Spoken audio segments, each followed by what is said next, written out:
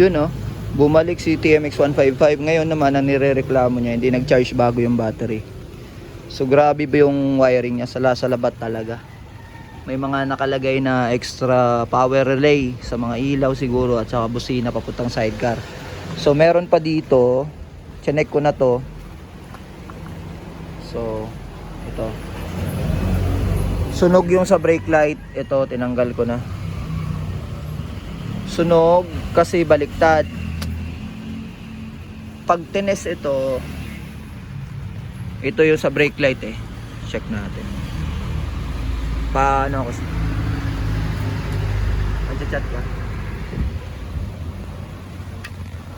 Itong isang linya sa brake light, white na may lining na green, always positive naman yan. Tapos tatawid dito sa isang wire para doon sa brake light, doon sa likod.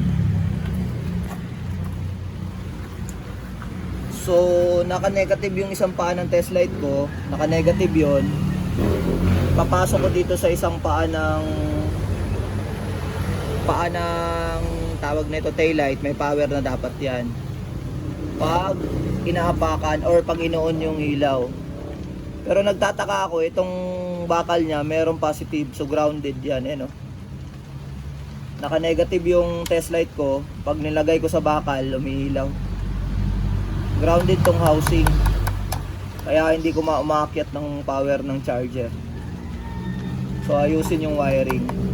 Pause muna yan. So isa pang baliktad pa tong wiring oh. Magko-color coding na lang, baliktad pa. Imbis na brown to brown, ito brown to brown, baliktad. So sa mga nagpapa-wiring, check nyo rin. Hindi yung minamadali yung trabaho or nuhulaan lang para lang gumana yung taillight. Baliktad yung connection eh. Connect mo nga yung dalawa eh. Green na may stripe na yellow, yan yung sa foot brake, nakakonect yan. Pag brake, pag preno nyo, ilaw yung ilaw yung likuran. So mali yung pagkakabit. Baliktad. So malamang ngayon, yan natin, check na natin kung meron pa rin ng body. So meron pa rin, umiilaw pa rin, so grounded pa rin yung housing oh. Dapat din dito, dapat walang positive dito. Hindi dapat iilaw yung housing na yan kung naka-negative yung clamp ko. Unless naka-positive yung clamp ko. I-positive mo nga yung clamps eh. Tapos clamp ng battery, yung test light. O baliktad, nawala. So grounded. Imbis na nakakonect sa ground to, bakal na to, so baliktad. So kailangan i-trace ko pa ulit yan. So clamp sa ground, naka-ground na yung clamp ng battery sa clamp dito sa test light. Tama yung body oh mga tol.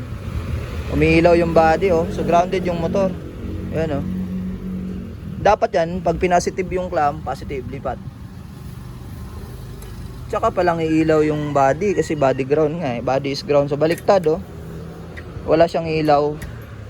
Pero pag ni-negative mo yung probe ko, test light, o ilaw yung body. So ibig sabihin may dumadaloy na positive sa body kasi nga umiilaw oh. Naka-negative na yung dulo ng test light ko, tapos yan mo sa body oh, lahat ng body oh.